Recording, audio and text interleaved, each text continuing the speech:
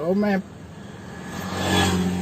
Ome Pak Salam gue Pak Eka buka gedulak Honda Pak Salam. Ini ada wawancara Pak Salam ledan. Kiban masalah corona ka.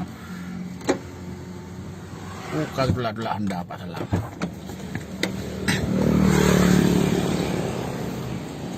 Punya Pak Salam. Ban kamu jo. Hah? Ban kamu jo. Beda jalan. Oh, tempe pala. Gede.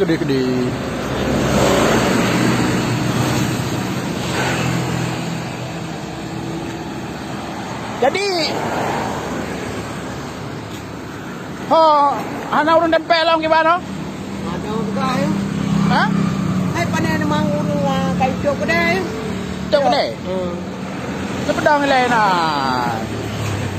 Tak ada, bro.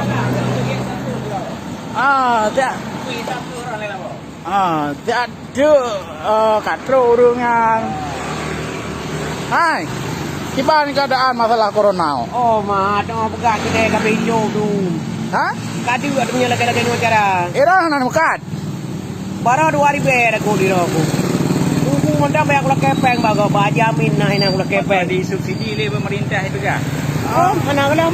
Ka anak urang pasai no. Anak. Udah kayak itu pasarnya. Era Pasal aja orangnya kan beli itu saja. ora nan mekat undang. Ai, rencana aku nak mekat man bahan mono. Nyo bahan undak apa aja? Oh, nah. Jadi kiban harapan ron ke pemerintah Aceh kiban. Si belah le. Hai harapan nyo lagi nyo ada aja di peduli tanya apa. Kahana ada dan eglah surah ketare mendang kaji. Apa nyo Jadi hana yang bantu lah nanti lo. Oh dari pemerintah hana hijau bantuan lo. home untuk sementara nyo orang kalau. Makanya home untuk orangnya kalau. Aceh nak sampaikan becut harapan ron ke pemerintah Aceh, ke Bapak PLT, ke Pak Bupati. Hai harapan kamu rakyat di Banjara di bapak kamu kon membantu kamu kan. Kamu rakyat ubu tanya. Kahana lu mubacun mentong. Sebab pulamnya tengah corona lagi noi kamu bila buka hana lagu urang hana. Bagi Banjara baganya lah yang god. Nyan harapan ulun tuan. Jadi nyo kiban cara maya urang tempe bahan Honda anak truk lah. Mana udah beban. Tidak pernah lepas apa tahu. Oh, tapi kan na pedut na preh le an. Ai.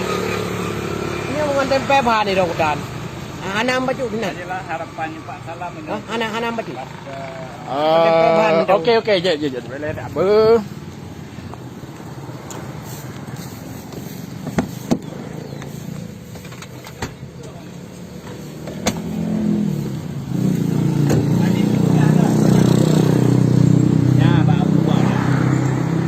Terima kasih engkau aji yo. Nyo ada mdeh anak ngon tempe bahan pi. Okey, gat dapat salam na preh mentang no. Lo laki je lo nyawa le Pak Salam. Gak.